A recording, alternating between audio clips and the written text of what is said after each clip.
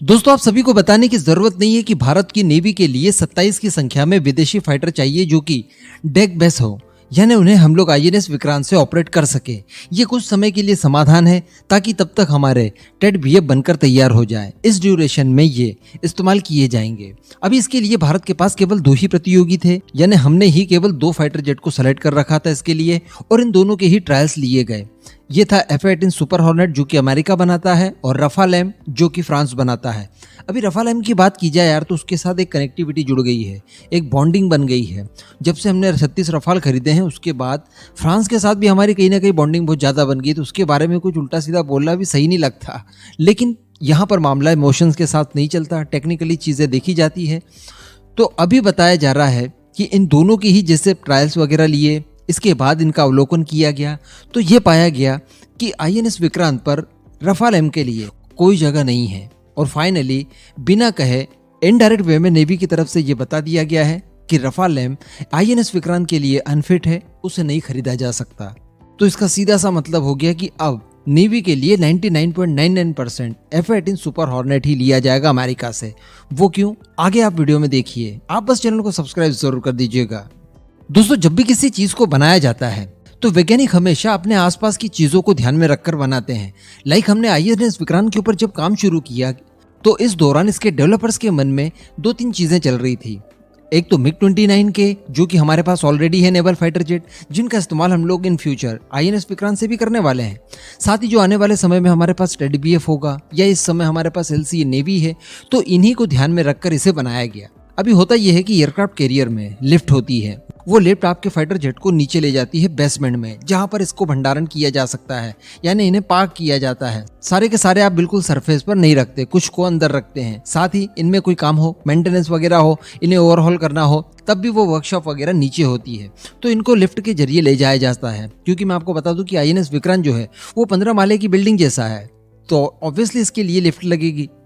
तो इस लिफ्ट का साइज अभी तक रिवील नहीं किया गया था, केवल इसके बारे में अनुमान लगाया जा रहा था। और कई एक्सपर्ट ये बोल चुके थे कि रफाल एम इसके लिए परफेक्ट नहीं है, क्योंकि इसकी जो लिफ्ट की साइज दिखाई दे रही है वो काफी छोटी है, और रफाल एम उसके विंग्स जो है वो फोल्डेबल नहीं है। नेवल फाइटर जेट में अक्सर आपने देखा होगा उनके विंग्स जो होते हैं वो फोल्ड हो जाते हैं, जिस वजह से उनका साइज छोटा हो जाता है। उन्हें स्टोर करना, पार्क करना ये थोड़ा सा आसान हो जाता है, लेकिन रफाल एम में ये सुविधा नहीं है। अभी दोस्तों, पहली बार नेवी ने आईएनएस विक्रांत की लिफ्ट के बारे में खुलासे किए हैं। इसकी संरचना, इसका शेप एंड साइज बाहर बताया गया है।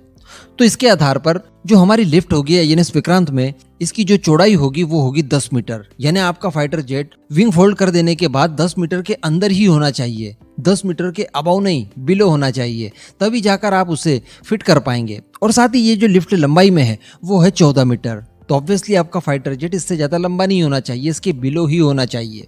अभी जो F-18 सुपर हॉर्नेट है उसके विंग्स को जब आप फोल्ड कर देंगे तो उनकी चौड़ाई कितनी होगी, 9.93 मीटर। तो कहने का मतलब ये लिफ्ट में बड़ी आसानी से आ जाएगा, ये 10 मीटर की बिलो है। लेकिन वहीं अगर रफाल की बात की जाए तो रफाल के जो विंग्स हैं तो वो 10.90 मीटर चौड़े हैं, तो ऐसी परिस्थिति में ये फिट उसमें नहीं हो सकते। 0.90 ये ज्यादा चौड़े हैं, तो ऐसी परिस्थिति में अगर ये फोल्डेबल विंग्स के साथ आते तो डेफिनेटली बात बन सकती थी, हमें इसे खरीदने में कोई दिक्कत नहीं जाती। लेकिन अब चूंकि ये फोल्डेबल विंग के साथ नहीं आता, तो हम लोग इससे किसी भी परिस्थिति में खरीद सकते ही नहीं, चाहे ये हमें कितने भी कम रेट पर मिल जाए, ये कितना भी सुपीरियर हो, अगर इसकी पूरी टेक्नोलॉजी भी दे दी जाए हमें, तब भी ये आईएनएस विक्रांत के लायक नहीं है। इसके अलावा मैं आपको टेड बीएफ के बारे में भी बता दूं। टेड बीएफ जो होगा, जो विंग्स की चौड़ाई होगी वो 11.2 मीटर होगी, लेकिन अच्छी बात यह है कि जब उसे फोल्ड किया जाएगा तो ये काफी कॉम्पैक्ट हो जाएगा और 7.6 मीटर इसकी चौड़ाई बचेगी, तो ये तो बड़ी आसानी से लिफ्ट के अंदर आ सकता है। तो यही कारण है कि रफाल एम को चाहते हुए भी हम लोग खरीद नहीं पाएंगे, जबकि हमने पहले इसके लिए कई सारी प्लानिंग कर ली थी और बड़ा अच्छा लग रहा था, क्योंकि इसकी परफॉर्मेंस ऑलरेडी हम लोग एयरफोर्स के पास देख पा रहे हैं, काफी जबरदस्त है। फ्रांस अमेरिका की तुलना में ज्यादा अच्छा हमारे लिए साबित होता। इसी के साथ साथ इसके पार्ट्स, मेंटेनेंस वगैरह और इन सारी चीजों के लिए ज्यादा दिक्कत हमें नहीं जाती। सारी कुछ चीजें हमारे पास है, इसका एक्सपीरियंस है, लेकिन अभी चूंकि आउट ऑफ साइज है तो हम लोग ऐसी परिस्थिति में चाहकर भी इसे नहीं खरीद सकते, और ये बड़े दुख के साथ कहना पड़ रहा है। वैसे अमेरिका का जो F-18 सुपर हॉर्नेट है वो भी काफी शानदार फाइटर जेट है, खुद अमेरिका उसका इस्तेमाल करता है और बड़े पैमाने पर करता है।